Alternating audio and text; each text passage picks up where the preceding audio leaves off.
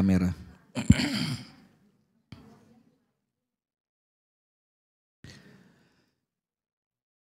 Bismillahirrahmanirrahim. Sudah Mas Jam. Assalamualaikum warahmatullahi wabarakatuh.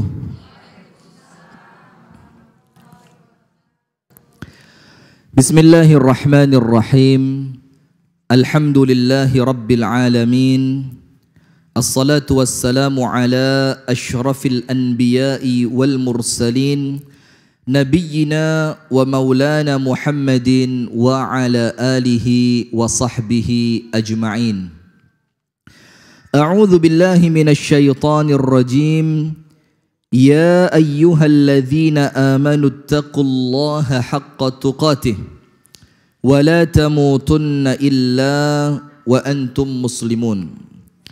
Allahumma anta rabbi لا إله إلا أنت خلقتني وأنا عبدك وأنا على عهدك ووعدك ما استطعت أعوذ بك من شر ما صنعت أبوء لك بنعمتك علي وأبوء بذنبي فاغفر لي فإنه لا يغفر الذنوب إلا أنت. Allahumma inna nas'aluka ilman nafi'an wa na'udzu bika min ilmin la yanfa'.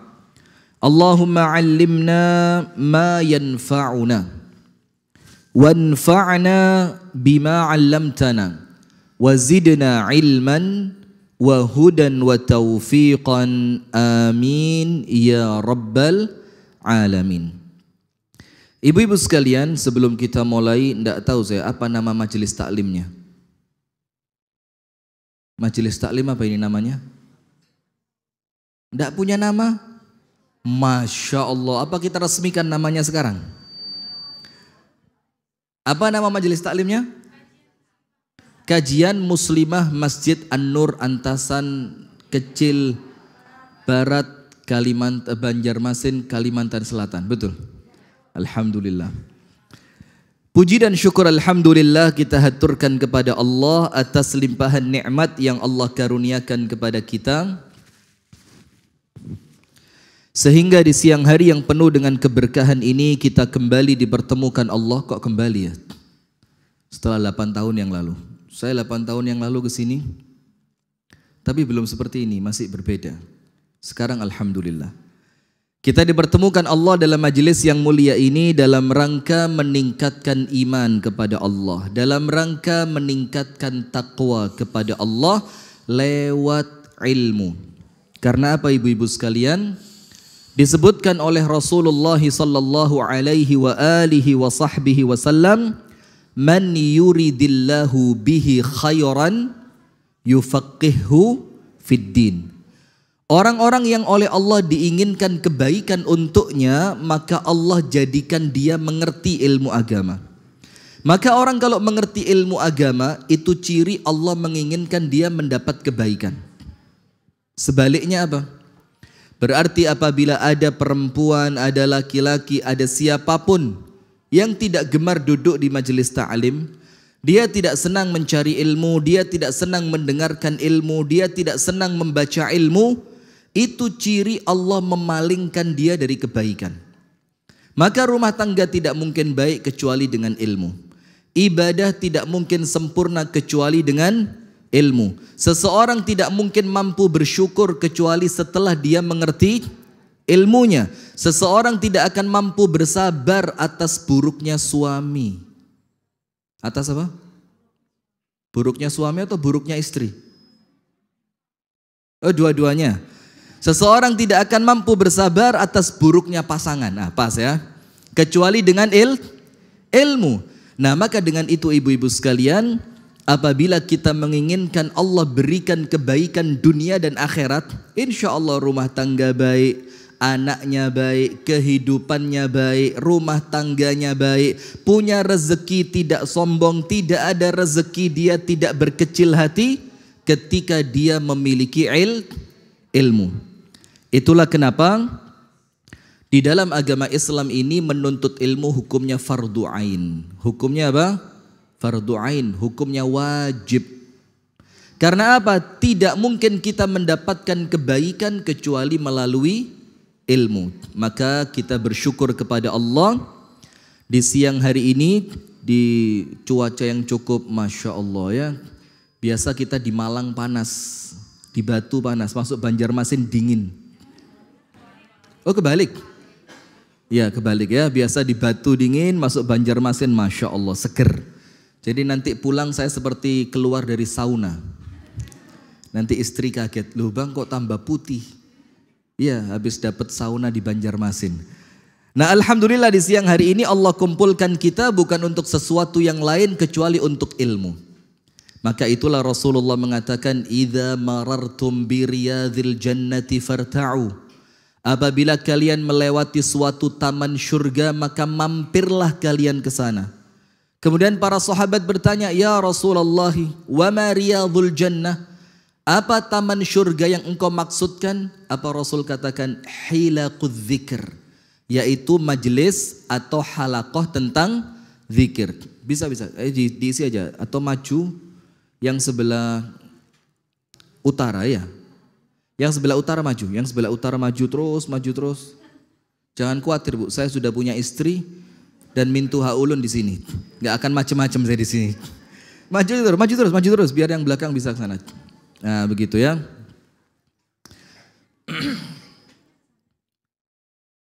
Ya, maka Rasulullah sallallahu alaihi wasallam mengingatkan idza marartum bi riyadhil jannati farta'u. Apabila kalian melihat suatu taman surga maka mampirlah kalian di sana.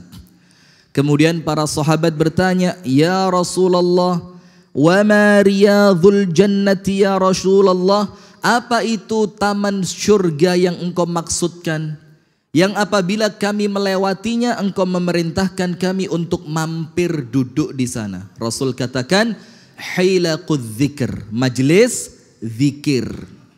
Al-Imam Ahmad Ibnu Hanbal mengatakan wa afdalu hilaqidz dzikr majalis at-ta'lim. Dan sebaik-baiknya majelis zikir, halaqah zikir adalah majelis ta'lim. Yang di sini kita mempelajari tentang ilmu Allah Subhanahu wa taala, kita mempelajari tentang sunnah Rasulullah sallallahu alaihi wasallam. Saking besarnya keutamaan orang duduk di majelis ta'lim, itu sampai malaikat pun protes kepada Allah. Tahu hadisnya?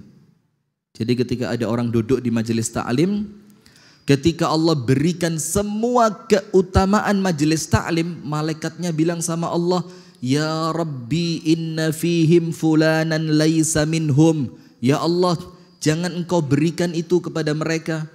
Karena ada satu orang yang datang bukan untuk ilmu. Tahu hadisnya? Hadisnya begini. Inna lillahi malaikatan sayyaratan fil ardi. Allah itu punya malaikat yang tugasnya jalan-jalan. Apa bahasa Banjarnya jalan-jalan? Kejalanan. Jalan-jalan terus itu malaikat. Tiap hari tugasnya itu. Tugasnya apa? Jalan-jalan. Tapi ketika malaikat itu berjalan, dia berjalan bukan untuk sesuatu yang remeh. Yaltamisuna ahla dzikr.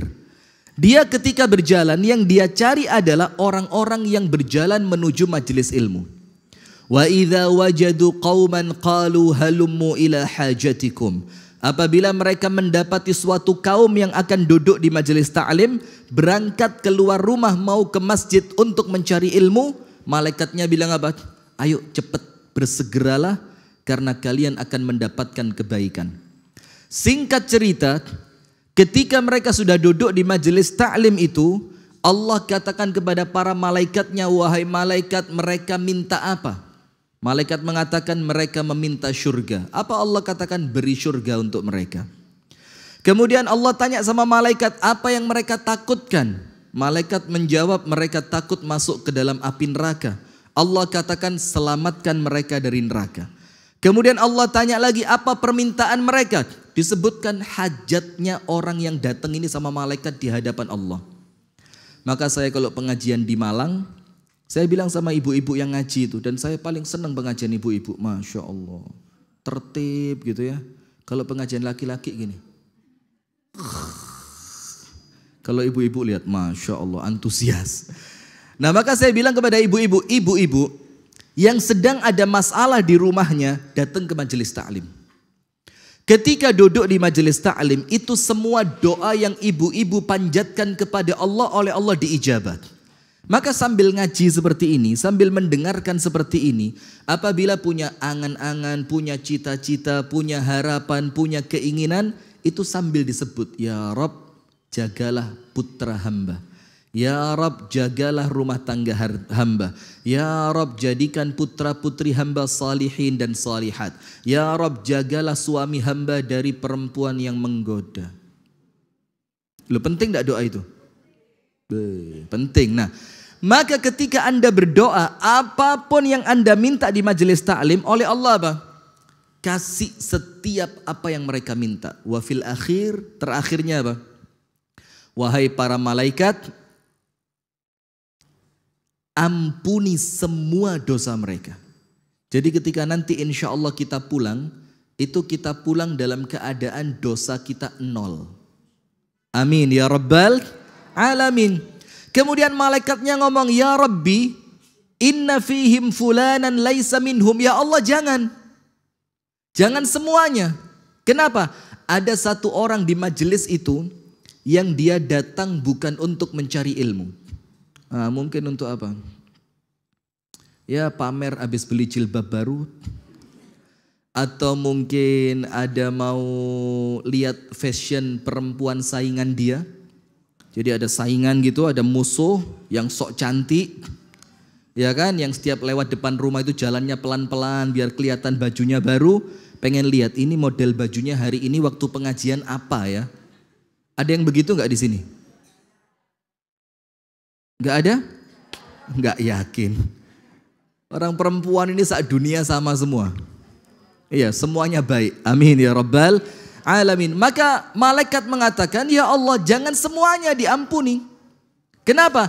Ada satu orang, atau mungkin 2 orang, atau mungkin 3 orang, atau berapa orang, yang kemudian mereka itu, Ya Allah, datang bukan untuk mencari ilmu. Terus Allah katakan apa? La. Semuanya diampuni. Kenapa semuanya diampuni? Allah katakan innahum qaumun la yashqa bihim jalisuhum. Karena mereka itu suatu kaum, suatu perkumpulan yang tidak pernah rugi orang yang duduk bersama mereka. Jadi walaupun mungkin di luar hujan, kemudian ada orang berteduh ke sini, pas ada pengajian, niatnya bukan taklim. Niatnya bukan pengajian, sekedar berteduh, hujannya berhenti, dia keluar, itu pun oleh Allah diampuni. Nah maka saking besarnya keutamaan majelis ta'lim, itu maka tidak semua orang oleh Allah diberi kesempatan. Ada orang yang badannya sehat, tapi dia punya kesibukan yang menghalangi dia bisa datang. Ada yang badannya sakit, ada orang yang badannya sehat tapi sibuk, tidak bisa datang. Ada orang yang kemudian dia tidak punya kesibukan tapi sakit, yang keterlaluan sehat, tidak punya kesibukan tapi tidak mau datang. Maka itu ciri orang yang oleh Allah tidak diinginkan kebaikan untuknya. Na'udzubillah min dzalik. Kemudian berikutnya salawat beriring salam semoga tercurahkan dan terlimpahkan kepada uswah kita, suri tauladan kita dan kekasih kita bersama, Nabi besar, Nabi agung, An-Nabi Muhammad sallallahu alaihi wasallam. Beserta seluruh keluarganya, beserta seluruh istrinya, beserta seluruh sahabatnya, dan seluruh di antara umat dan pengikutnya yang setia menjalankan sunnah, menjalankan tuntunan dan menjalankan ajarannya ila yaumil qiyamah. Ibu-ibu yang belum mandi tolong di luar aja ya. Ini menghangatkan suasana ini. Hadirin sekalian, pemirsa Madani TV dimanapun Anda berada, dan pendengar radio dakwah syariah Solo 101,4 FM dimanapun Anda berada, di siang hari ini insya Allah Secara singkat saja kita akan menyampaikan materi jalan surga seorang wanita. Jadi bagaimana kemudian seorang wanita itu meniti jalan, yang jalan itu akan mengantarkan dia masuk ke dalam surga. Dan insya Allah semuanya ini ahli surga ini. Amin ya rabbal alamin. Insya Allah semuanya merupakan ahli surga. Yang pertama ibu-ibu sekalian, ketika kita berbicara tentang jalan surga seorang wanita, ini mesti yang repot apa? Yang dibawakan oleh penceramah itu adalah hadis yang menunjukkan bahwasannya penghuni neraka terbanyak siapa? Ngaku ya. Penghuni neraka terbanyak siapa? Coba yang keras. Gak usah malu-malu, perempuan, ngaku ya. Coba Anda merasa enggak, kenapa kok saya ini menjadi penghuni neraka terbanyak, kenapa? Kufur nikmat kepada suami, mulutnya kenapa? Ada, lambe titik-titik gitu ya. Terus apa lagi? Suka ghibah, Masya Allah, kok nampaknya pengen curhat ya. Suka ghibah, suka menggunjing, membicarakan keburukan orang lain. Apalagi coba? Suka memfitnah, Masya Allah, ini curhat semua sekarang. Alhamdulillah, ayo lanjutkan. Apa curhatan yang lain? Banyak, tapi hati-hati. Apabila hadis yang menunjukkan perempuan itu adalah penghuni neraka terbanyak, maka tinggal dibalik saja. Artinya dibalik apa? Dicari amal apa yang menyebabkan perempuan masuk neraka, itu Anda ambil kebalikannya, maka insya Allah Anda dapat surga. Nah sekarang kita baca hadisnya. Ibu-ibu yang dirahmati dan diberkahi oleh Allah subhanahu wa ta'ala, disebutkan oleh Rasulullah Muhammad sallallahu alaihi wasallam dari hadis Abu Sa'id Al-Khudri radhiyallahu taala anhu wa ardahu.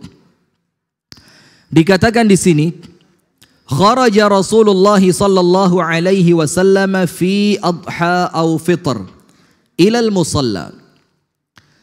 Rasulullah Muhammad sallallahu alaihi wasallam keluar untuk salat, entah itu Idul Fitri atau Idul Adha.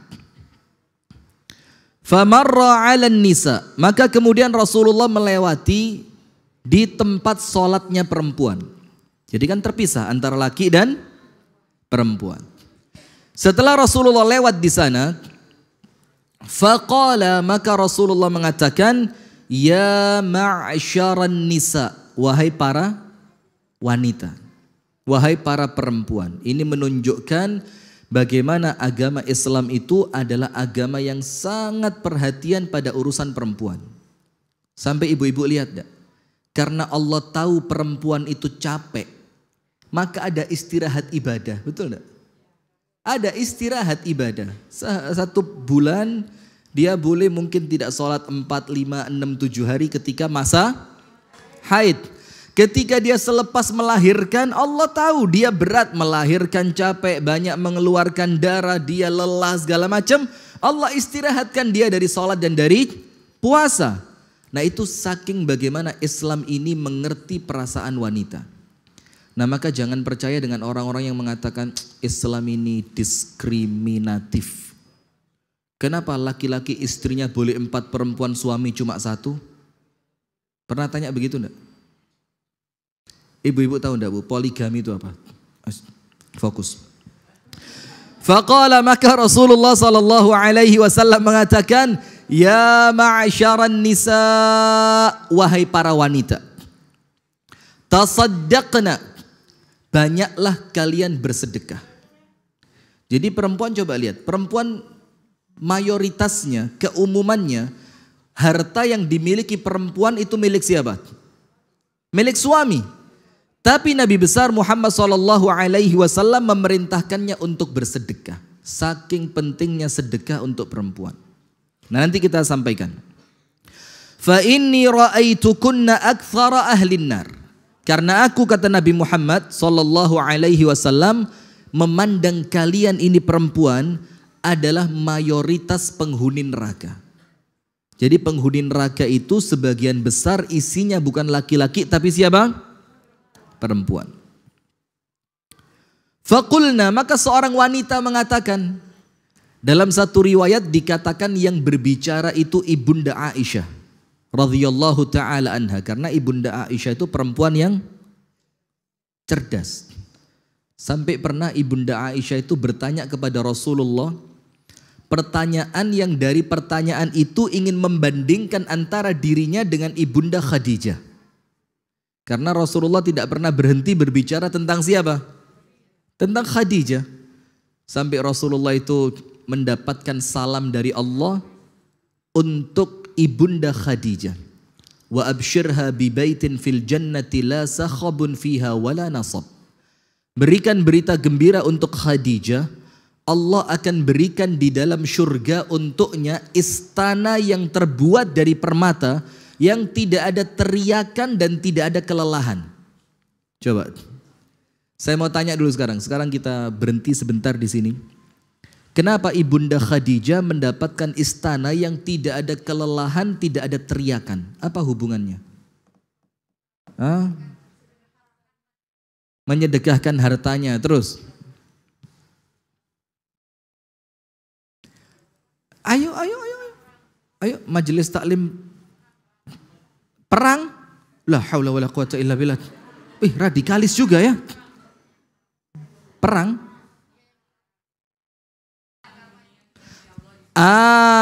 Itu jawabannya. Disebutkan oleh para ulama, kenapa Allah berikan rumah yang tidak melelahkan di surga? Karena lelahnya sudah habis di dunia. Lelahnya di mana?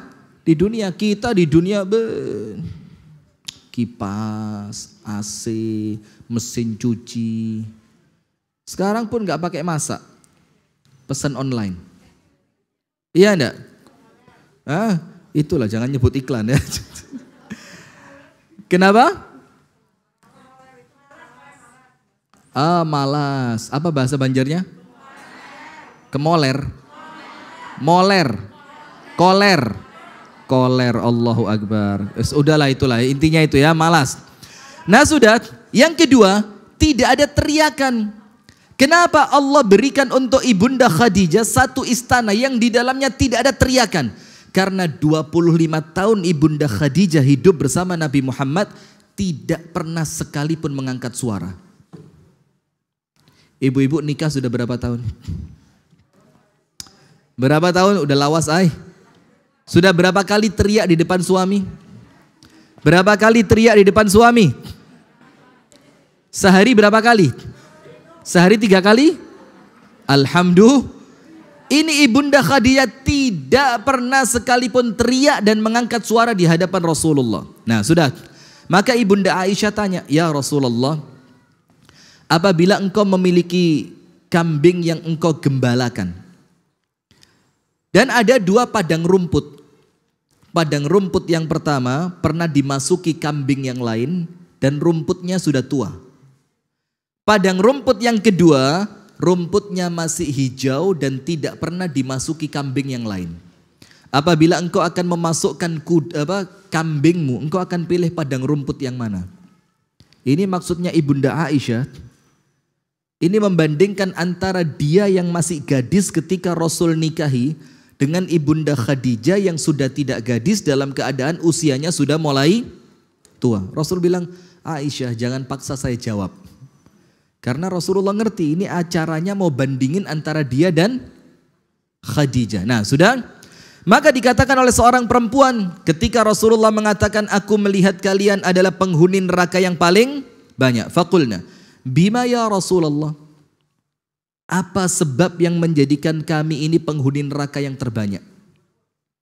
Jadi kalau Rasulullah yang bersabda, maka tidak mungkin salah. Wa ma yantiqu 'anil hawa in huwa illa wahyun yuha. Semuanya wahyu. As-sadiqul masduq, yang omongannya benar dan dibenarkan oleh Allah. Yang pertama, Rasulullah Shallallahu Alaihi Wasallam mengatakan perempuan itu menjadi penghuni neraka karena apa? Tukthirnal la'an, karena kalian banyak mencela. Jujur, betul atau tidak? Satu masuk. Karena perempuan banyak apa? Mencela. Diundang ke rumahnya orang. Setelah pulang dikasih kue. Sampai rumah kuenya dibuka. Ay, macam ini juga ay. Wadai macam apa ini? Kada nyaman banar. Ay. Coba. Ini karena dia banyak mencela. Sehingga ketika pengajian ada perempuan lain. Jilbabnya, gamisnya, lipstiknya tidak matching. Bajunya hijau. Kok jilbabnya hitam? Gak ngerti mode. Ada lagi perempuan yang lain lewat. Masya Allah, perempuan ini mukanya pucat. Dia gak pakai make up. Dibilang, suaminya miskin gak bisa beliin make up. Lihat mukanya pucat. Gak bisa beli bedak dingin. Bedak dingin kan? Di sini pakai apa? Skincare. Allahu Akbar. Skincare. Masya Allah, ya udahlah ya, ngaku aja ya, nggak apa-apa ya. Nah sudah, maka Rasul katakan yang pertama, yang menjadikan perempuan itu banyak menghuni neraka karena dia tidak mampu menahan apa? Lisannya dari mencela orang lain. Mencela min tuha. Ada apa enggak? Ay, abah pian ay. Kan begitu? Itu loh, bapakmu begitu, ibumu begitu, itu saudara laki-lakimu. Banyak mencela, tetangganya dicela, temannya dicela, hatta ustadz dicela. Ustadz ini nampaknya baik, ternyata istrinya 4. Langsung pengajian buyar semua, pulang ibu-ibu. Kenapa? Enggak asik ustadznya, istrinya. Ada yang salah dengan ustadz yang istrinya 4? Coba dijawab. Fokus. Maka yang pertama Rasul katakan tukthirnal la'an, karena perempuan itu banyak mencela. Berarti ibu-ibu perhatikan. Sebab yang menjadikan perempuan banyak masuk neraka karena perempuan itu tidak pandai menjaga lisan dari mencela orang lain.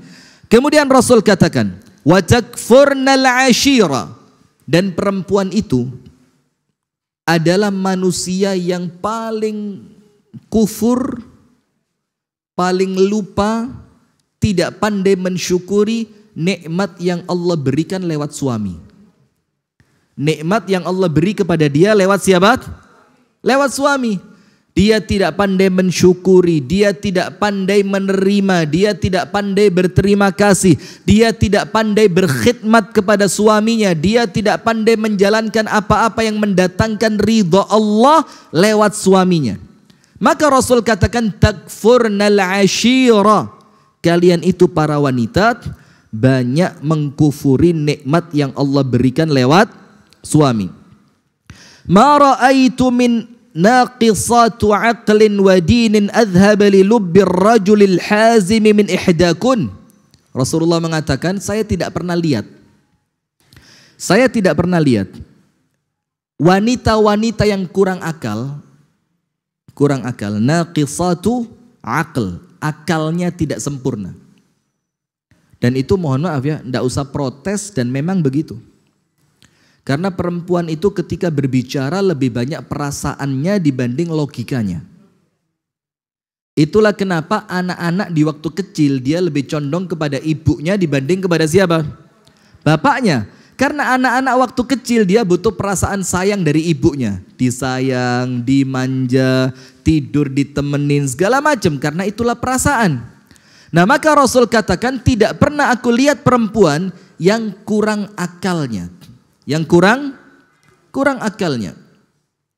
Wadinin, dan kurang agamanya, tapi mampu mengalahkan laki-laki kecuali kalian.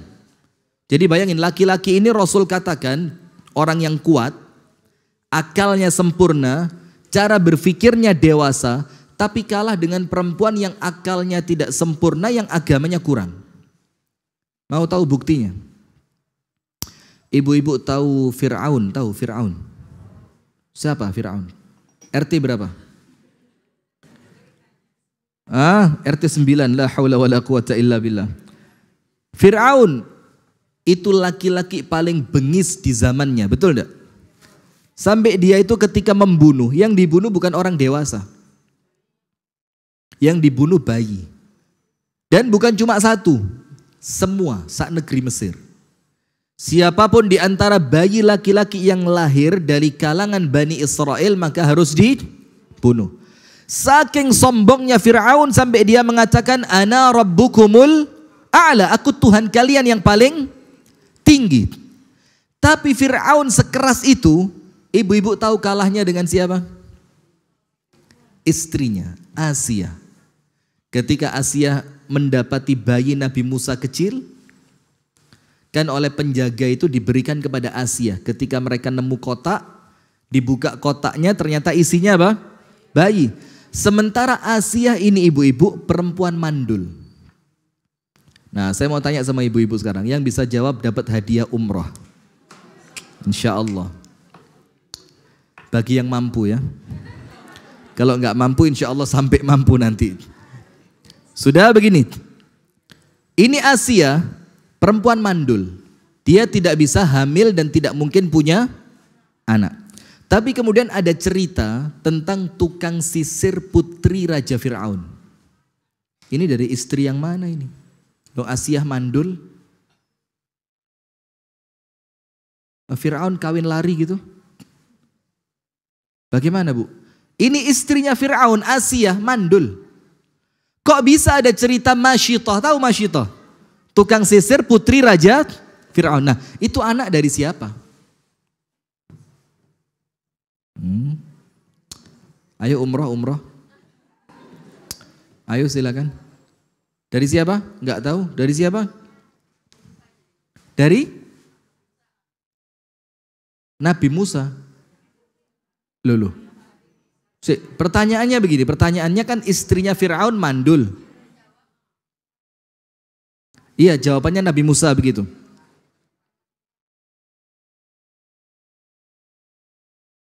Saya kok jadi bingung sendiri di sini ya. Saya tanya anaknya Fir'aun dari ibu yang mana, dibilang Nabi Musa. Ini saya yang bingung atau jawaban yang membingungkan ini? Udah begini, jazakillah khair wa barakallahu fiik. Begini, namanya raja ibu-ibu, permaisurinya berapa? 1, permaisuri 1, ratunya 1. Tapi dia punya selir berapa?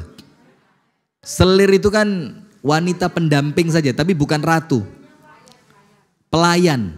Nah, maka itu ceritanya Masyitah, tukang sisir putri Raja Fir'aun, itu adalah perempuan yang dilahirkan oleh selirnya Fir'aun. Nah, tapi Asia tidak punya anak.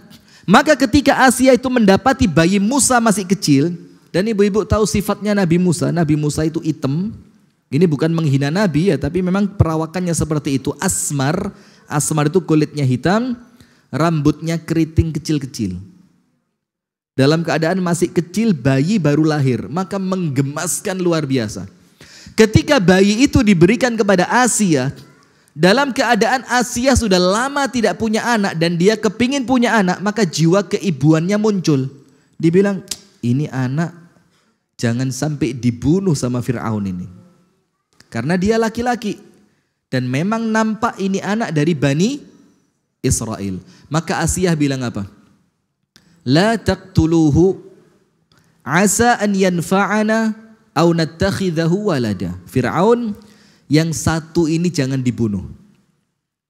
Mudah-mudahan anak ini membawa manfaat untuk kita, dan kalau perlu kita angkat menjadi anak angkat. Apa kata Fir'aun? Ini ketika si istri yang ngomong, Fir'aun tidak bisa nolak. Coba. Apa kata Fir'aun? Imma laki fana'am wa imma li fala hajata li alaih. Kalau untuk kamu ambil aja. PN. Ngerti PN? Ambil aja kalau buat kamu. Tapi saya, kata Fir'aun, sedikit pun tidak butuh pada anak kecil ini.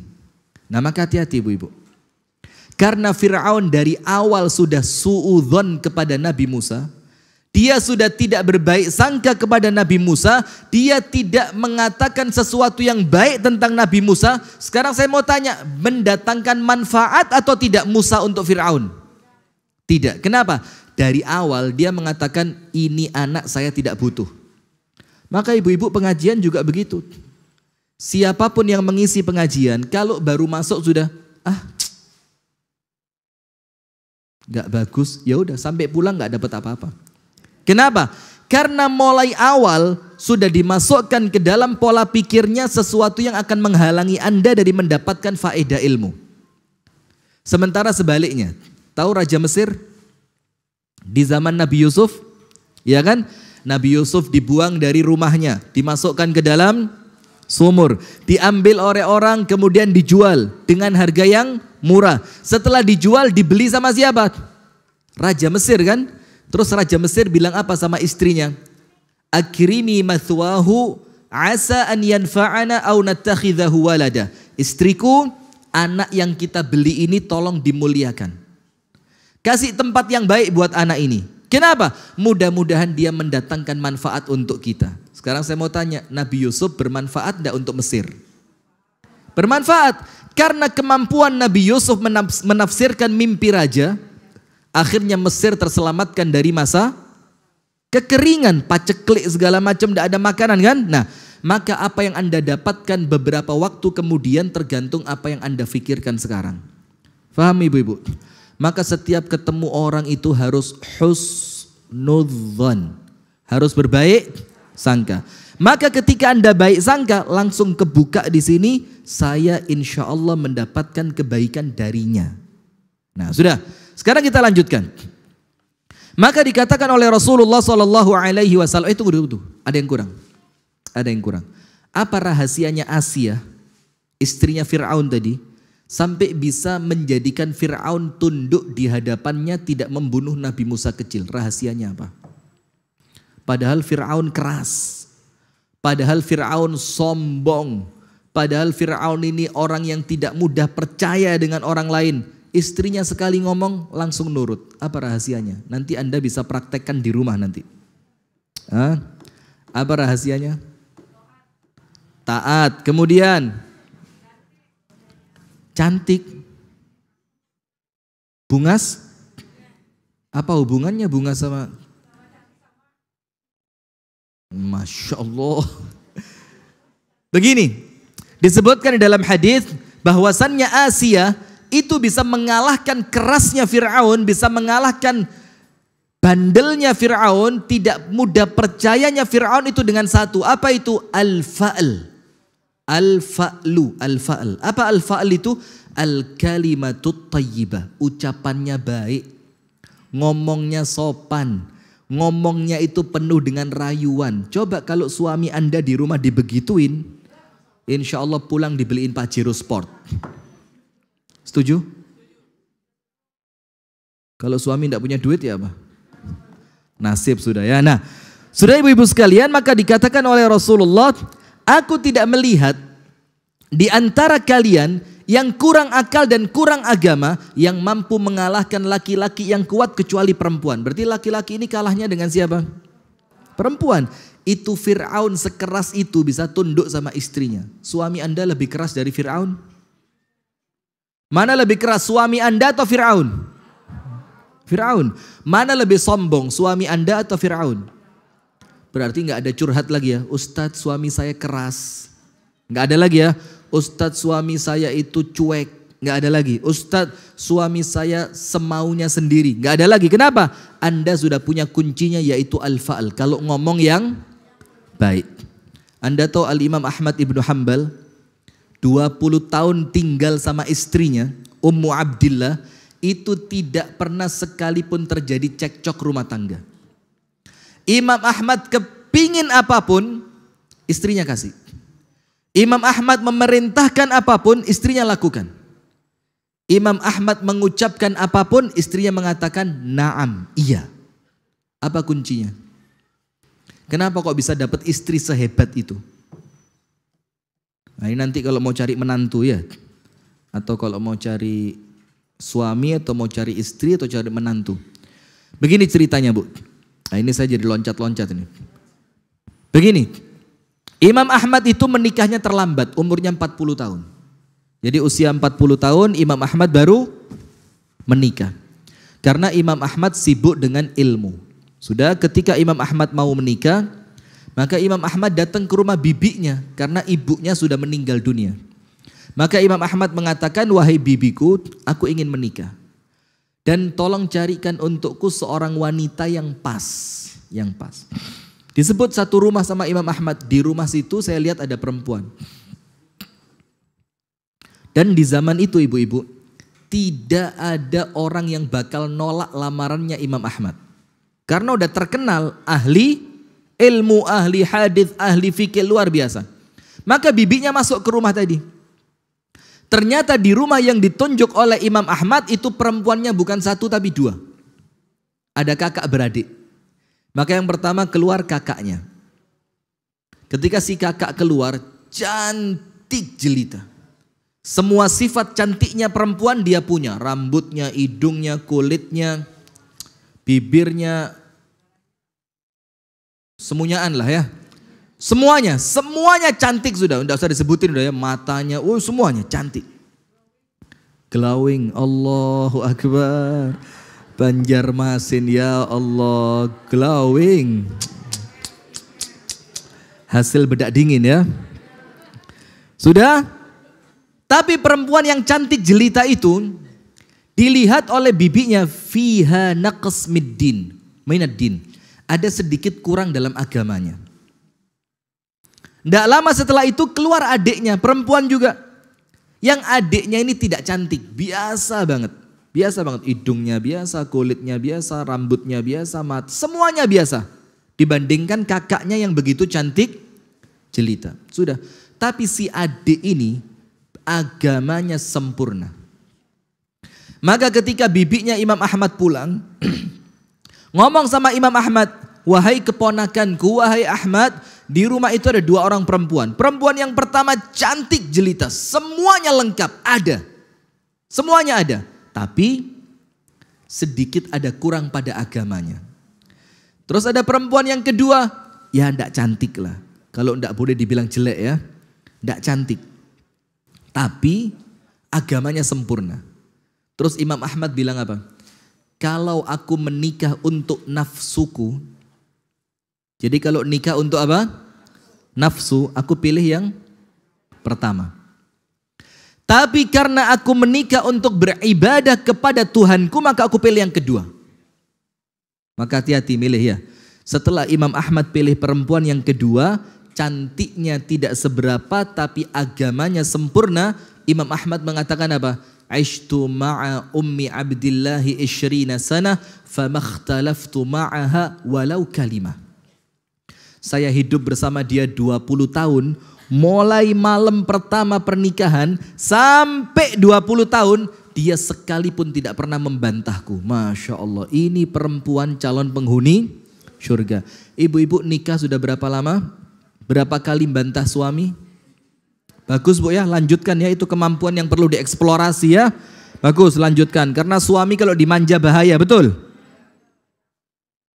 La haula wa la quwata illa billah. Nah sudah.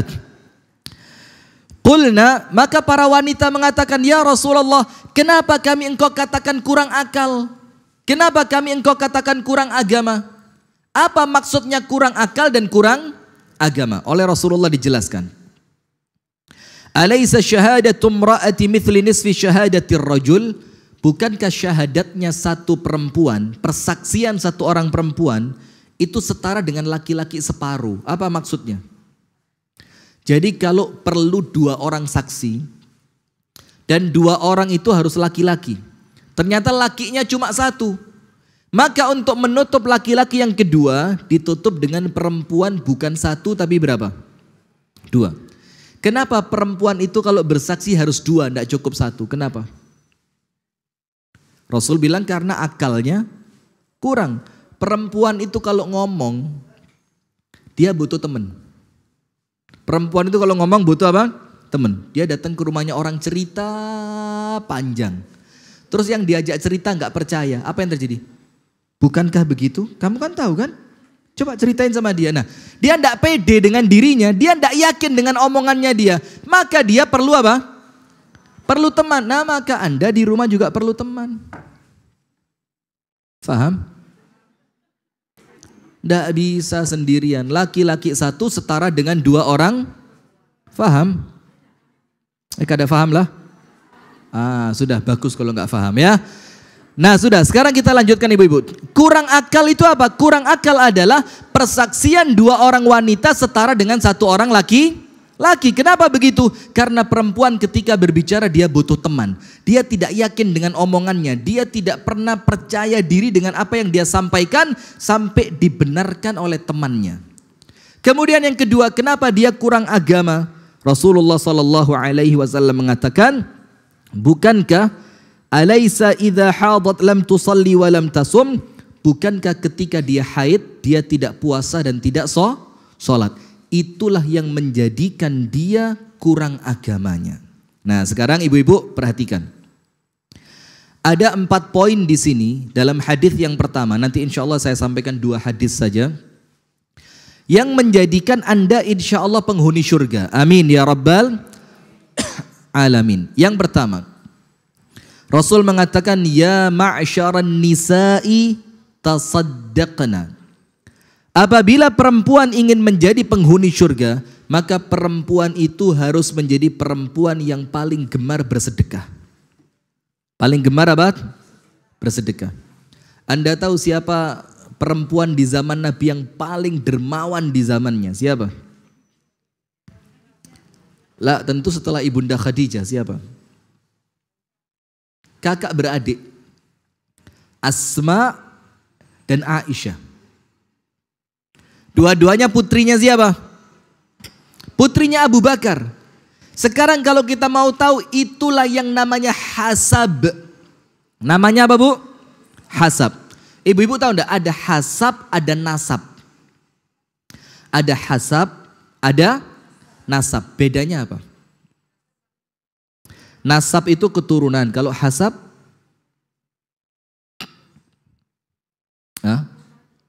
coba ibu-ibu majelis taklim An-Nisa Masjid An-Nur Antasan Kecil Barat Banjarmasin Kalimantan Selatan. Kalau nasab apa? Nasab itu bin, Rifki bin itu namanya apa? Nasab. Kalau hasab apa? Apa? Kisah-kisah. Kisah-kisah. Saya kok jadi bingung lama-lama di sini ya. Ya Allah, ini masih banyak loh pengajian saya, tolong jangan dirusak di sini ya. Kok jadi kisah-kisah ini bagaimana? Hasab itu kalau kami di Jawa bilangnya begini, bibit, leluhur. Bukan sekedar anaknya siapa, kakeknya siapa, buyutnya siapa, tapi apa? Ini orang keturunannya keluarga seperti apa? Itu namanya hasab. Misalkan begini, darah biru. Atau ini keturunan keluarga orang yang alim. Ini keturunan keluarga ahli ibadah. Nah, maka begitu. Maka ketika seorang perempuan akan dilamar untuk dinikahi, Rasul bilang karena 4 perkara kan? Karena cantiknya, karena hartanya, karena hasabnya, dan karena agamanya. Nah, Rasul bilang bukan nasab. Tapi apa? Hasab. Lihat, di garis keturunan calon istrimu itu ada enggak keturunannya orang baik? Karena kalau ada garisnya orang baik, insya Allah tetap akan turun ke sana. Nah, sekarang Asma binti Abi Bakar dan Aisyah binti Abi Bakar radhiyallahu taala anhum ajma'in, bapaknya itu yang namanya Abu Bakar, dermawan apa tidak? Abu Bakar dermawan apa tidak? Dermawan. Sampai ketika dia bersedekah itu bukan separuh dari hartanya, semua. Maka kedermawanan Abu Bakar itu menurun kepada siapa? Putrinya Asma dan Aisyah. Dua-duanya dermawan, tapi dermawannya berbeda. Asma itu uangnya dikumpulkan sedikit ketika sudah banyak baru disedekahkan ke orang lain. Itu Asma. Tapi tetap sedekah. Kalau Anda jangan milih yang model begitu. Karena kalau Anda kumpulkan sedikit ketika banyak tidak jadi sedekah, jadi skincare. Sayang, banyak juga ini ya. Kalau disedekain kok kayaknya sayang ini. Nah kalau Anda pilih yang kedua aja ya. Terus walaupun 2.000 rupiah, tapi istiqomah setahun sekali. Ikhlas? Sedikit itu ciri orang tidak ikhlas. Jangan bilang sedikit tapi ikhlas. Loh sedikit itu ciri orang tidak. Kalau ikhlas gak mungkin sedikit. Ikhlas itu berbagi apa yang kita punya. Lah, tapi sesuai kemampuan masing. Nah, sementara Ibunda Aisyah itu tidak pernah dikumpulkan, punya keluar, punya lagi disedekahkan, punya lagi dihadiahkan, punya lagi diberikan orang lain. Sampai Ibunda Aisyah itu tidak jarang, tidak tahu nanti malam mau buka puasa pakai apa. Menjelang adzan maghrib itu makanan di rumahnya disedekahkan untuk orang lain. Sampai pembantunya marah. Ya sayyidati, tuhlikina nafsaki. Engkau ini menghancurkan dirimu sendiri. Ini maghrib tinggal sebentar lagi. Ini bakal makanan untuk kamu buka puasa. Kenapa engkau berikan kepada dia? Apa kata Ibunda Aisyah? Kamu gak ngingetin sih. Coba tadi kamu ingatkan, saya akan sisakan sebagian untuk saya. Subhanallah, lihat. Nah maka perempuan ini apabila dia ingin masuk surga, banyak sedekah. Kenapa? Rasul mengatakan, Ar-rajulu tahta dhilli sadaqatihi yaumal qiyamah. Seseorang itu akan di bawah naungan sedekahnya nanti di hari kiamat. Dibilang dalam hadis yang lain Rasulullah mengatakan apa? Ittaqun nar walau bisyikki tamrah.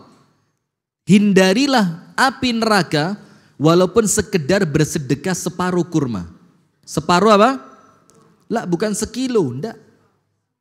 Artinya apa? Karena Rasulullah tahu perempuan ini hartanya terbatas.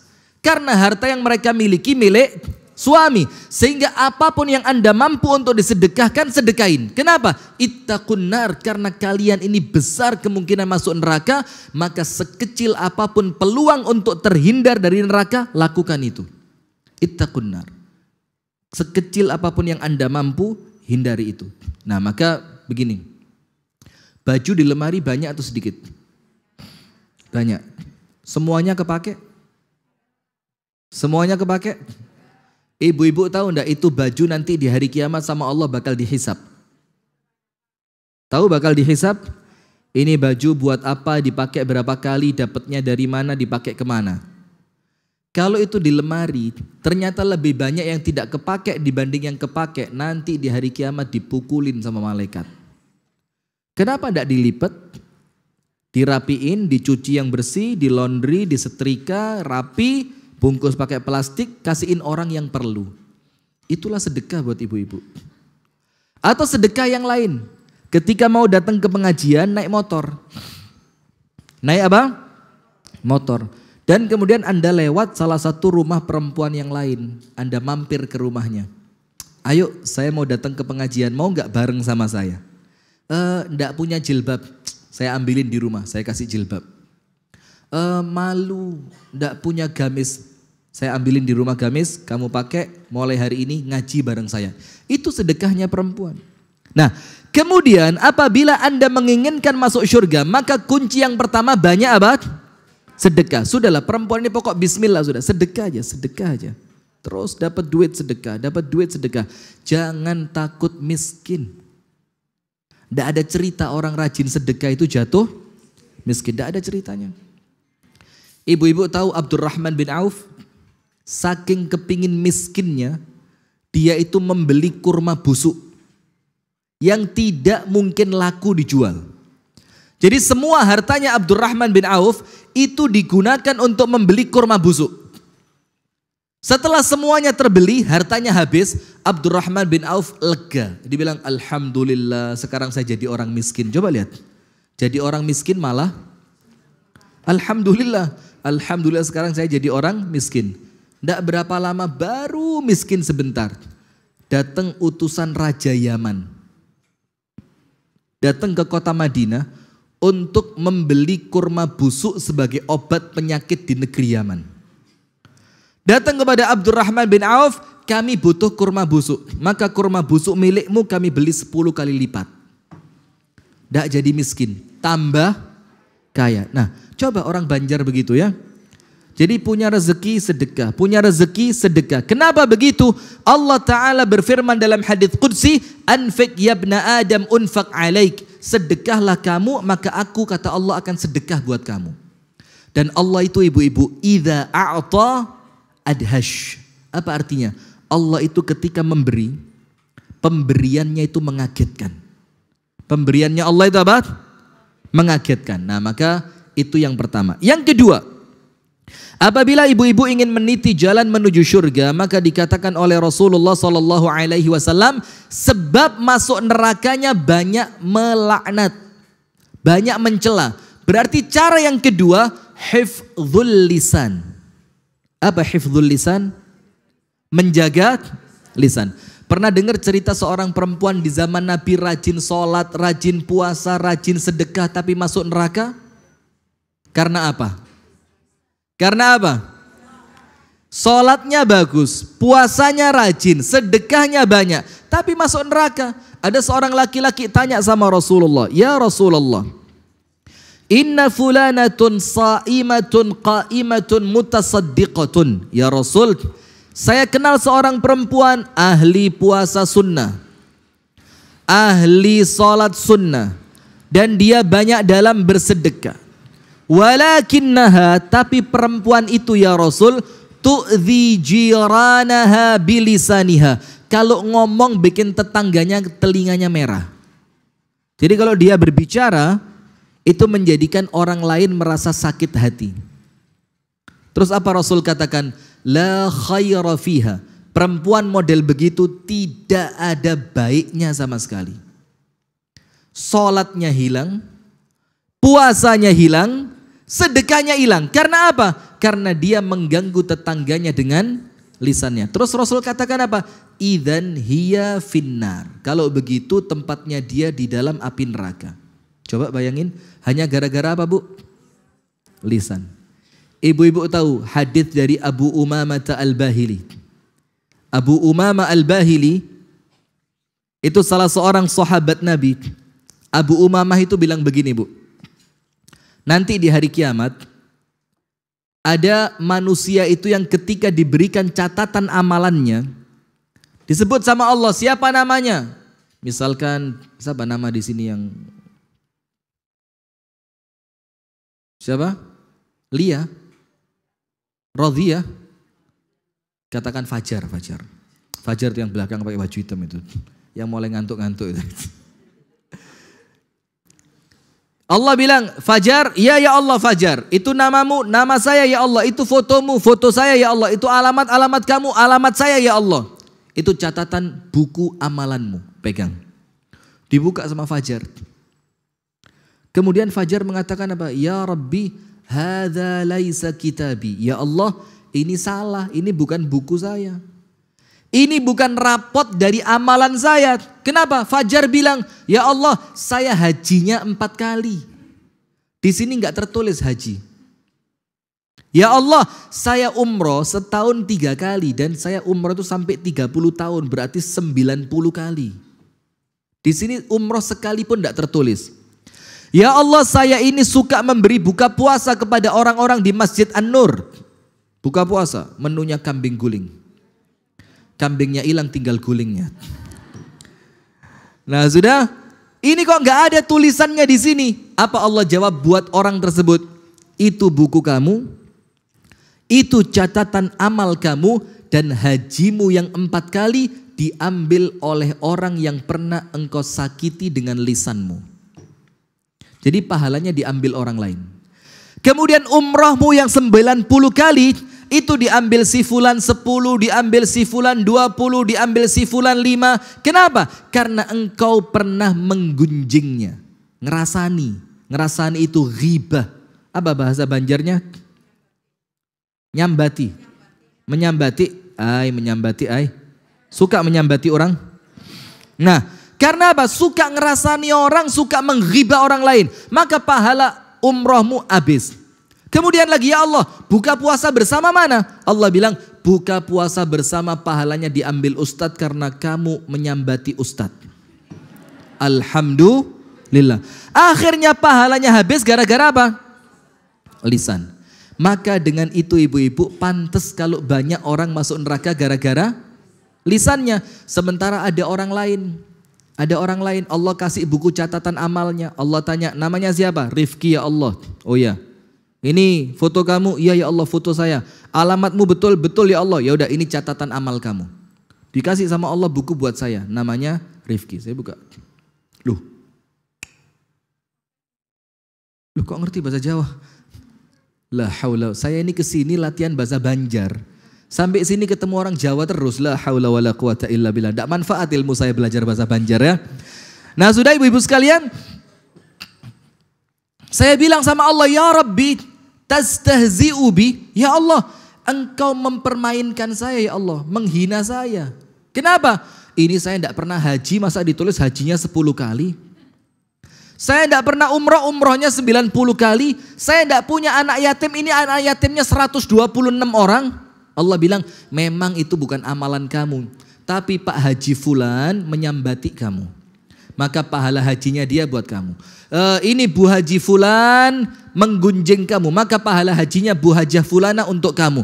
Itu si laki-laki di negeri seberang itu membicarakan keburukanmu, akhirnya apa? Pahala umrohnya dia 30 kali buat kamu. Itu gara-gara lisan. Itulah sampai Rasul katakan apa bu? Man kana yu'minu billahi wal yaumil akhir falyaqul khairan aw liyasmut. Orang yang beriman kepada Allah dan beriman kepada hari akhir hendaknya berbicara yang baik, kalaupun tidak mampu lebih bagus apa? Sudah, diam aja, diam. Datang ke rumahnya orang, ngomong yang baik. Apa kabar? Kabar baik. Bagaimana kesehatannya? Alhamdulillah. Ada yang bisa saya bantu enggak? Kalau perlu nasihat saja. Ayo ya, kita ini sekarang hidup di zaman yang serba susah. Banyak-banyak sabar, banyak-banyak syukur. Kuatin, itu lebih bagus dibanding Anda datang ke rumahnya orang menyambati orang ketiga. Itu naik. Lakinya sudah kadak bulik 3 bulan. Iya Banda. Terus yang lain lagi, apa bahasa? Saya nggak ngerti kalau bahasa Banjar. Kalau bahasa Jawa bisa keluar banyak ini. Nah sudah. Maka nomor 2 ibu-ibu sekalian, apabila ibu-ibu ingin meniti jalan surga, yang pertama sedekah, nomor 2 menjaga lisan. Tapi nampaknya perempuan itu untuk menjaga lisan lebih susah dibanding laki-laki. Lebih susah dibanding laki-laki. Betul enggak? Yaitu tadi gara-gara perempuan itu lebih senang cerita. Itulah kenapa curhat itu rata-rata keluarnya dari perempuan dibanding dari, sampai ada acara curhat dong.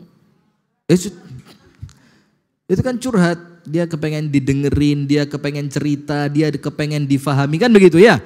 Maka itu yang kedua, apabila perempuan itu ingin masuk ke dalam surga, satu kuncinya jaga apa? Lisan. Kalau lisan terjaga, semuanya aman. Kalau lisannya terjaga, semuanya aman. Dan hati-hati, wa ma yalfidhu min qawlin illa ladaihi raqibun atid. Tidaklah satu kata yang terucap kecuali ada malaikat yang mencatat dan ada malaikat yang mengawasi. Jadi apa yang Anda ucapkan itu apa yang akan Anda tuai nanti di hari kiamat. Saya kasih satu cerita. Nampaknya bercanda tapi Allah hukum dengan hukuman serius. Mau tahu ceritanya? Begini. Ibu-ibu tahu Al-Imam Muhammad Ibnu Sirin. Imamut Tabi'in. Imamnya para tabi'in. Kaya raya. Sampai ketika orang melihat Imam Muhammad Ibnu Sirin, itu mereka tidak menyangka bahwa Muhammad Ibnu Sirin bisa bangkrut. Tidak mungkin, ini kekayaannya abadi. Karena terlalu kaya. Subhanallah, menjelang akhir kehidupannya, Al-Imam Muhammad Ibnu Sirin jatuh miskin. Semiskin-miskinnya. Sampai kalau mau beli makan, ibu-ibu tahu, itu kayu di rumahnya diambil, dipotong-potong, dijual ke pasar untuk kayu bakar, uangnya buat beli makan. Sampai kayu di gentengnya habis. Lalu muridnya tanya, ya Imam, kami ini tidak pernah menyangka bahwa engkau akan jatuh miskin. Tapi kenapa sekarang engkau jatuh miskin dan engkau tenang sekali, gak panik? Apa kata Imam Muhammad bin Sirin? Li'annani araftu sababa faqri. Karena aku tahu penyebab kebangkrutanku ini. Karena aku tahu sebabnya maka aku tenang. Terus muridnya kepo. Apa kepo itu? Tahu juga lah. Dia pengen tahu. Muridnya tanya, wa ma sababu faqrika ya imam? Terus apa yang menyebabkan engkau bangkrut ini apa? Ibu-ibu dengerin. Hati-hati. Bu. Kok nggak ada yang ngantuk? Coba ngantuk aja dikit ya biar saya cepat selesai. Apa kata Imam Muhammad ibnu Sirin? Gini. Kana qabla 40 sanatan marra rajul amami wa huwa aflas fi tijaratihi wa ana unadihi bi a'la sauti ya muflis. 40 tahun yang lalu, bayangin berapa tahun yang lalu? 40 tahun yang lalu ada seorang laki-laki lewat di depan saya.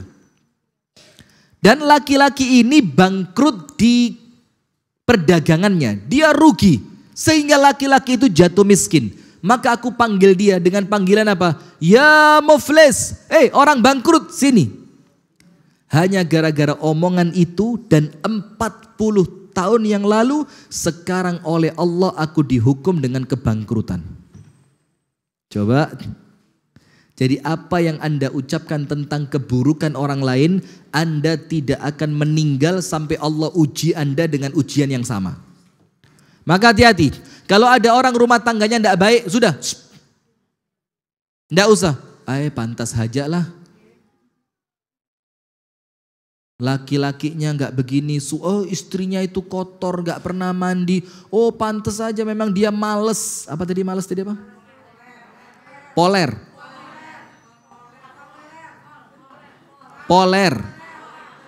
La haula wala quwata illa billah. Koler.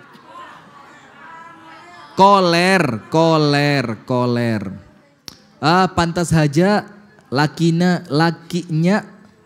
koler. Kok ada P-nya sekarang? Pengkoler. Sudah. Apa? Coba dibuka apa? Pengoler. Ya, laki-lakinya pengoler, pemalas. Nah, sudah. Kalau ada anak itu menjadi anak yang tidak berbakti kepada orang tuanya, diem, tidak usah dikomentarin. Pantas ibunya nggak pernah di rumah, senengannya arisan, senam, shopping, kuliner. Sekarang anaknya rusak, pantas. Hati-hati, nanti Allah balas dengan anak kita yang rusak. Ini Al-Imam Muhammad ibnu Sirin sekedar manggil orang, orang bangkrut. Dan berapa tahun yang lalu? 40. Kemudian Allah balas dengan bangkrut atau tidak? Nah, ibu-ibu sekalian, maka poin kedua, jaga lisan. Insya Allah apabila ibu-ibu pandai menjaga lisan, insya Allah oleh Allah akan dimasukkan ke dalam surga. Amin ya rabbal alamin. Yang ketiga, apa yang ketiga bu? Yakfurnal ashir, kufur kepada siapa? Suami. Berarti kalau kufur kepada suami menjadikan Anda masuk neraka, berarti Anda harus pandai berterima kasih kepada suami. Coba, yang tidak pandai berterima kasih itu aslinya suami atau istri?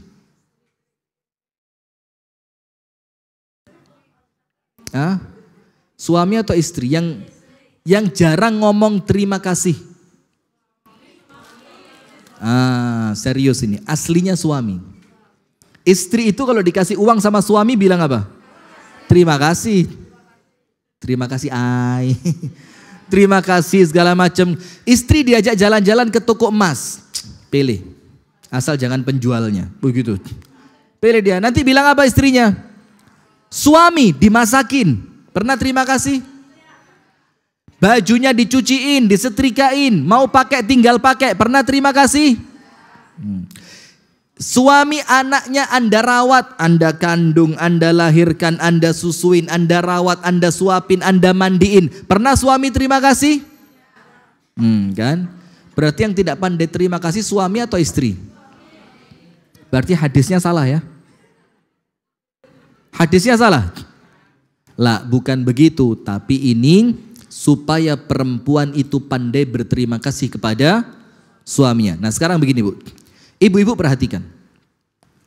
Kalau ibu-ibu berbuat baik kepada suami untuk suami, pasti kecewa.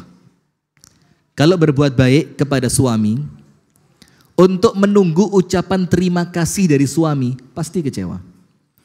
Ibu-ibu berbuat baik kepada suami supaya suami balas berbuat baik. Hal jazaul ihsani illal ihsan. Oh, kalau aku baik suamiku akan baik. Ternyata suaminya enggak baik. Kecewa enggak? Kecewa. Contoh. Ibu-ibu pagi-pagi bangun lebih cepat supaya nanti suami berangkat ke kantor bisa makan makanan kesukaannya, nasi goreng telur. Baik. Udah bangun tidur, masuk dapur, bikin nasi goreng, ada telur mata sapinya, ada bawang goreng di atasnya, ada potongan timunnya, ada potongan tomatnya, dikasih hiasan daun seledri. Bih. Udah ditaruh meja, suami mau berangkat kerja. Ternyata apa yang ibu-ibu siapkan untuk suami jangankan dimakan. Dilirik tidak? Kecewa enggak? Kecewa apa tidak? Kecewa apa tidak? Berarti melakukannya bukan untuk Allah tapi untuk suami. Loh iya. Kalau ibu-ibu melakukannya untuk Allah, suami tidak makan, malah seneng. Alhamdulillah, pahala sampai nasi goreng utuh. Iya enggak? Kalau melakukannya untuk siapa? Allah. Tapi kalau melakukannya untuk suami, ay muyak banar nih suami. Dibuatin nasi goreng, bangun lebih cepet, bangun tidur langsung masuk dapur bikin nasi goreng, ada telur mata sapi dikasih hiasan, ada timunnya, ada tomatnya, ada irisan daun seledrinya.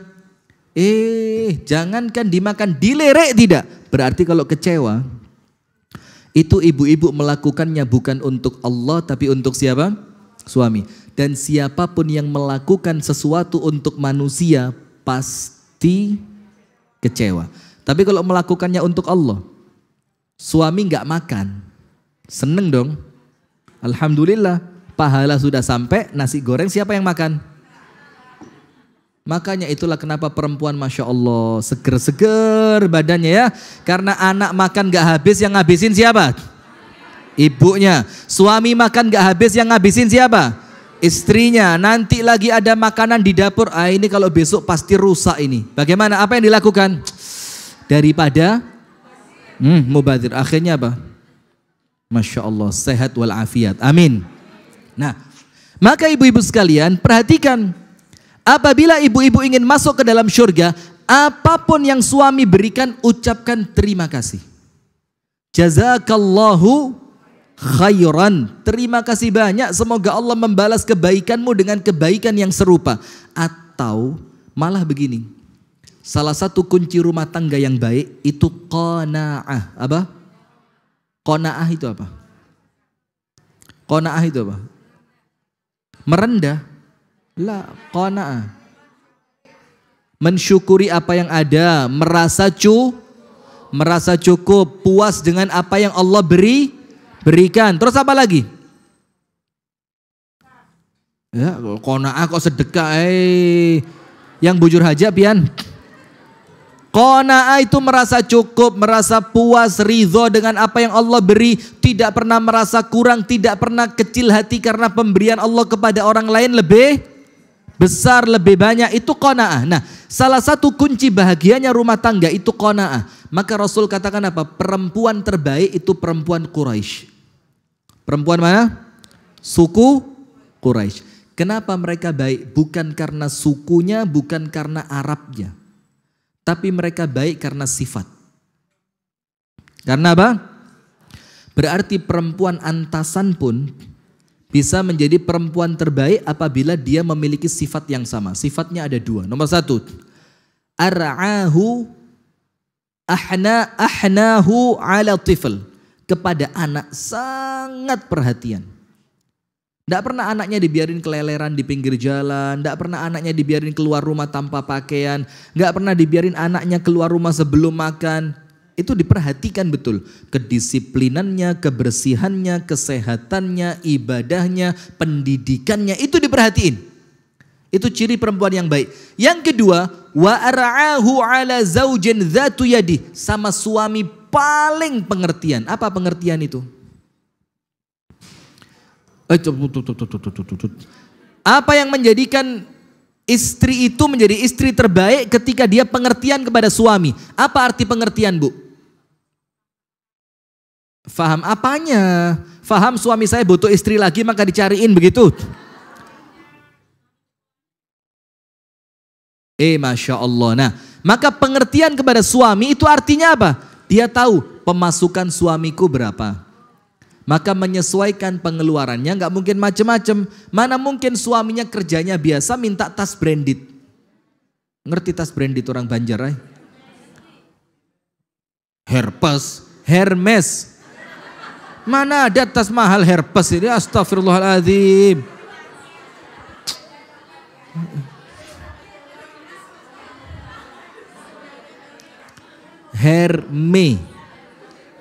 Herpes katanya. Itu penyakit kulit. Sudah. Nah, maka ibu-ibu sekalian, pengertian kepada suami. Apa pengertian? Suamiku kerjanya capek, maka ketika dia di rumah tidak boleh terdengar bising anak-anak biar dia bisa istirahat. Itu pengertian.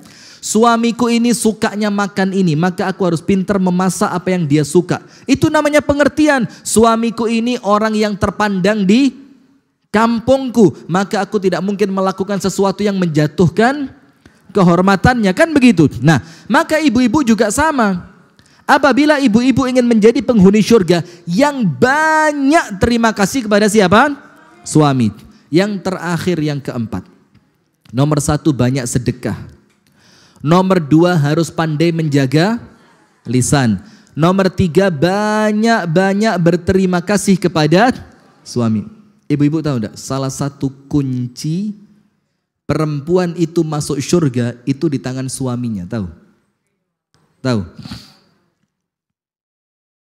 Sampai ada perempuan di zaman Nabi Muhammad itu yang tidak menikah gara-gara apa? Karena dia tahu beratnya kewajiban yang harus ditunaikan kepada suami. Sampai dia bilang, daripada saya nanti berdosa, mendingan saya tidak menikah. Bahkan apa Rasul katakan, perempuan ini ketika suaminya punya penyakit kulit, dan itu penyakit kulitnya sudah mengeluarkan nanah, darah yang warnanya putih itu, kemudian dia membersihkan nanah itu dengan lidahnya. Nice. Dibersihin pakai apa? Lidahnya. Apa kata Rasulullah? Masih belum cukup dalam menunaikan haknya suami. Ya kan? Nah, maka Rasulullah bilang, ayyuma imra'atin matat wa zawjuha anha radhin dakhalatil jannah.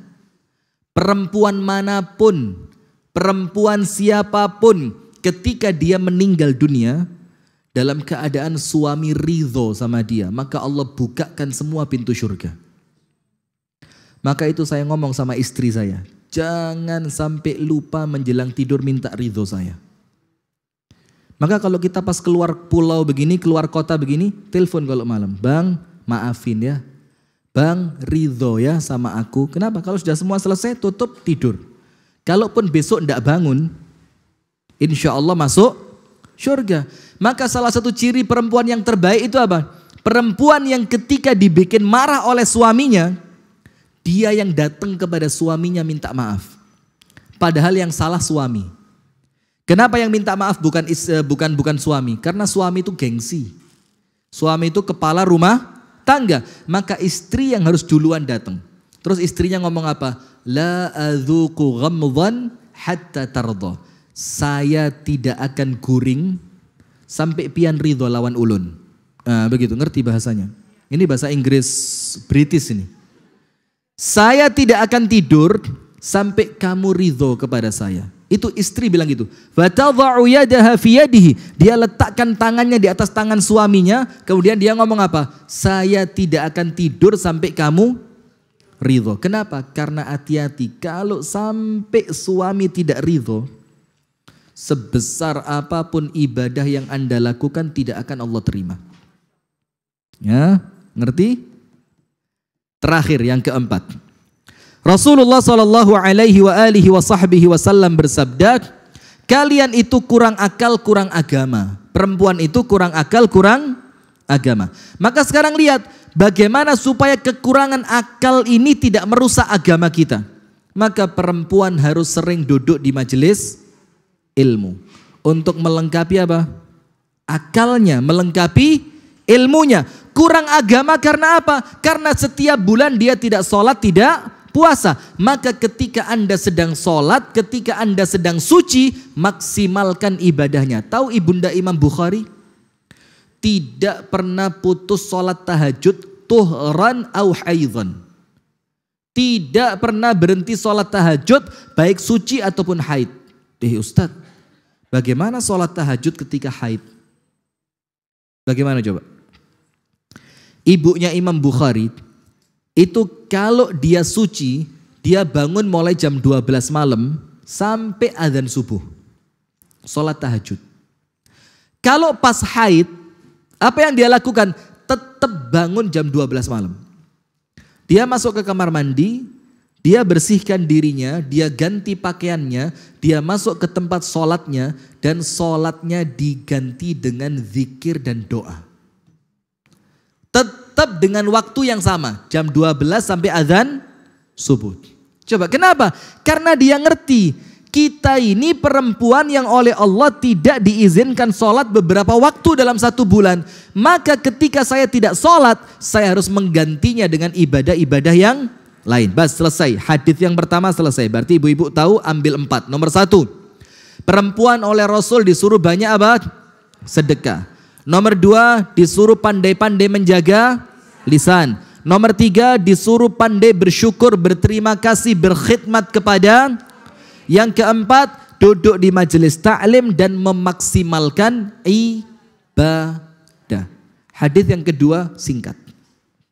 Begini, Rasulullah SAW tahu perempuan itu capek. Maka sholatnya perempuan tidak harus ke masjid, betul enggak? Bahkan sholatnya perempuan di rumah menyamai sholatnya laki-laki di masjid. Karena Rasul tahu kalau perempuan disuruh ke masjid capek dia. Dia udah masak, dia cuci pakaian, dia cuci piring, dia setrika. Enggak sekarang ya. Masih. Ya Allah, bari maras banar pian. Bilang sama suami ya, minta mesin cuci, minta mesin cuci ada. Terus setrika. Ada setrika sendiri. Allahu Akbar, istri saya. Tiap hari saya suruh masuk salon. Tidak boleh pegang piring kotor. Tidak boleh pegang baju kotor. Kenapa? Tinggal di rumah mertua. Sudah ibu-ibu sekalian. Hadis yang kedua. Ini bagaimana Rasulullah memberikan kunci masuk surga untuk perempuan dengan cara termudah. Cara yang paling simpel, paling gampang, paling ringan. Tapi ingat, jangan ditawar. Rasul mengatakan begini. Idza shallatil mar'atu khamsaha. Apabila perempuan sholat 5 waktu tertib. Anda tidak usah tambah sholat duha, tidak usah. Tidak usah tambah sholat tahajud terlalu baik. Tidak usah ditambahi qabliyah maupun ba'diyah. Kasarannya begitu. Karena apa? Rasul katakan cukup 5 waktu aja. Subuh, zuhur, asar, maghrib, isya. Yang sempurna. Cukup itu. Tapi ingat, sholat yang sempurna itu bagaimana? Ayo. Ada 4. Nomor 1, fi awalil waqt, di awal waktu. Dengar azan, langsung bersihkan diri, sholat. Nomor 2, wudhunya harus sempurna.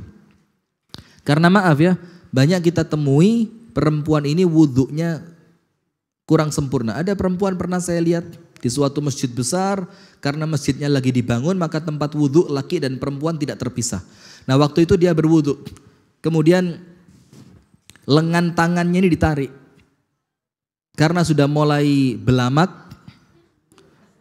sudah mulai lamak, maka ketariknya sampai sini. Tidak sampai siku. Ibu-ibu tahu bagaimana? Cuma sekian yang dikasih air, sisanya apa? Ini sholatnya tidak sah. Ada lagi perempuan masuk tempat wudhu, jilbab belakangnya dibuka dikit. Lalu ujung rambut bagian bawahnya dikasih air wudhu. La haula wa la quwata illa billah. Ini madhabnya siapa yang dipakai ini ya? Karena ayatnya itu membasuh kepala bukan membasuh rambut. Kalau membasuh rambut kasihan orang yang botak itu. Apanya dibasuh ya kan? Nah maka wudhunya harus sempurna. Karena sedikit saja bagian yang tidak tersentuh air wudhu maka sholatnya tidak sah. Nomor 3, tumak nina. Apa tumak nina itu? Tenang dan tidak tergesa-gesa.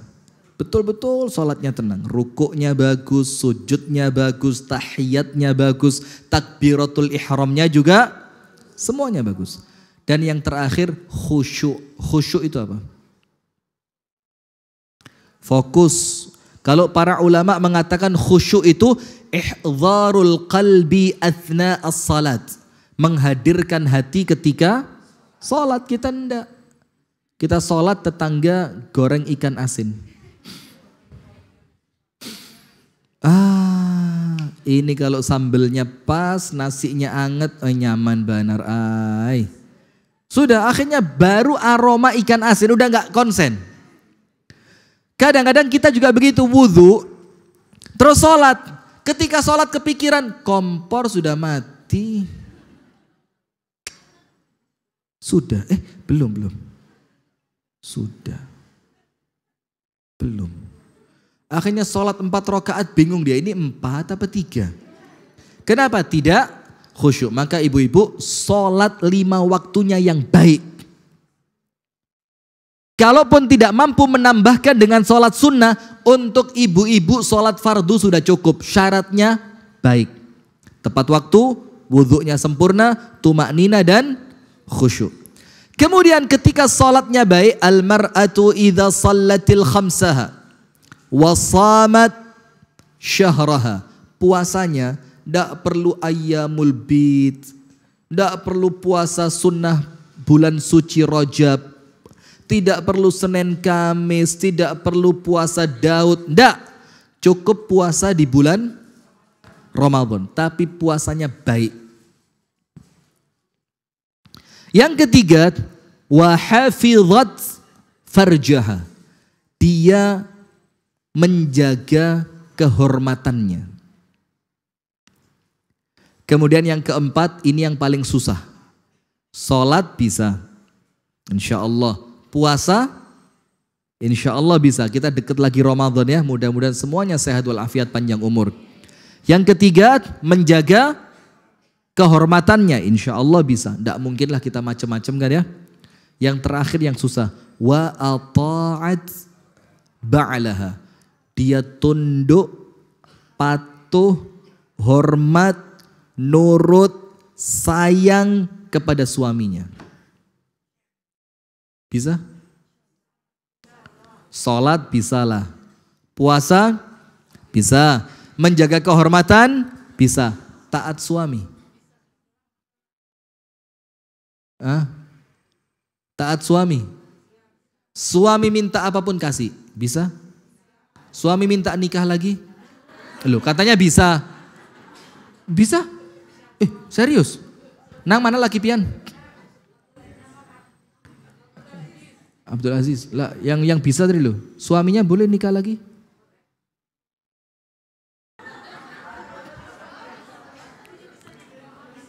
Ini ya, suaminya yang mana? Suaminya yang mana? Suaminya. Nanti saya mau ke rumahnya, mau saya kasih tahu berita gembira. Bercanda. Sudah. Nah maka dia senantiasa nurut sama suaminya, tidak pernah membantah suaminya. Suaminya kepingin apa? Siap. Suaminya minta apa? Iya. Suaminya mengatakan apapun, sami'na. Itu ciri perempuan yang bakal masuk ke dalam surga. Itu ciri perempuan yang bakal masuk surganya. Jadi Rasul ketika mengatakan sebagian besar penghuni surga adalah perempuan, insya Allah untuk ibu-ibu tidak berlaku. sebagian penghuni neraka adalah perempuan, untuk ibu-ibu insya Allah nggak berlaku. Berarti syaratnya berapa? 8. Kalau mulai awal sampai akhir berapa? Nomor 1, sedekah, menjaga lisan. Yang ketiga, berterima kasih kepada suami, memaksimalkan ilmu dan ibadah, menjaga sholat, menjaga puasa di bulan Ramadan, menjaga kehormatan, dan yang paling penting untuk perempuan, wa ata'at ba'laha, dia begitu hormat, taat dan sayang kepada siapa? Suaminya. Nah, sekarang saya kasih penutup, Bu. Saya mau tanya, kan rumah tangga itu macam-macam ya. Ada yang Allah kasih pasangan baik, alhamdulillah. Ada yang Allah uji dengan pasangan yang kurang baik. Akhirnya rumah tangganya nampaknya kayak neraka. Panas. Suami pulang rumah teriak. Suami mau keluar rumah teriak lagi. Suami mau tidur teriak. Suami bangun. Wow. Itu rumah tangga sudah kayak neraka. Maka saya sarankan sama ibu-ibu. Sekarang ini banyak orang-orang yang kemudian sedikit-sedikit cerai. Tidak cocok dikit cerai. Orang tua tidak sepakat dikit cerai. Sama mintuha tidak cocok cerai. Nah, maka hati-hati.